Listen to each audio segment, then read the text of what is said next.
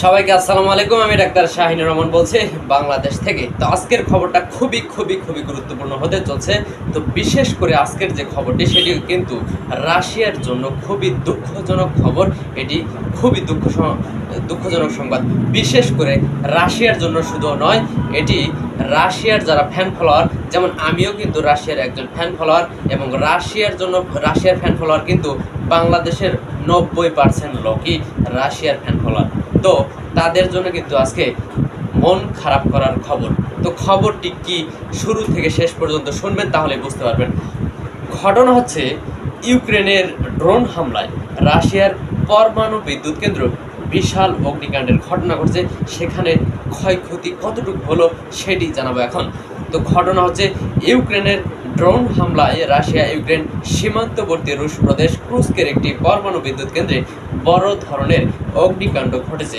সোমবার এক প্রতিবেদনে এই তথ্য জানিয়েছে রয়টার্স।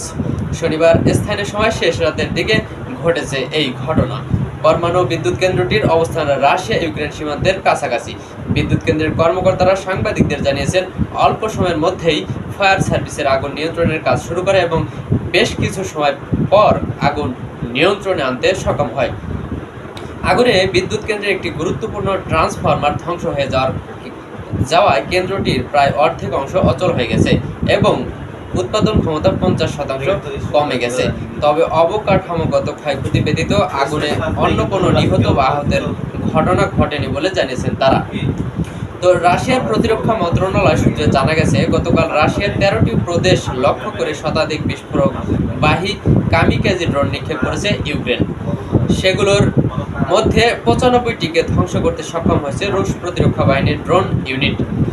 ক্রুস্ক অঞ্চলে 10টি ড্রোনকে ধ্বংস করেছে রুশ বাহিনী।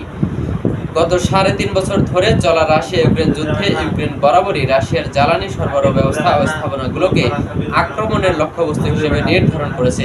এর আগে চলতি আগস্টের শুরুর দিকে রাশিয়ার সরকারি তেল পরিশোধন কোম্পানি সিজোরানের একটি কারখানায় হামলা চালিয়েছে ইউক্রেনীয় বাহিনী।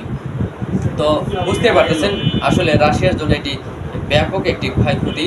তো এটি কিন্তু খুবই ভালোই ক্ষয়ক্ষতি হয়েছে। তবে রাশিয়া এটি পুষিয়ে নিতে পারবে, টেনশনের কোনো কারণ নাই। তো ভালো থাকুন, সুস্থ থাকুন।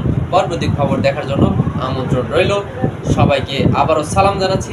আসসালামু আলাইকুম ওয়া রাহমাতুল্লাহি ওয়া বারাকাতুহু।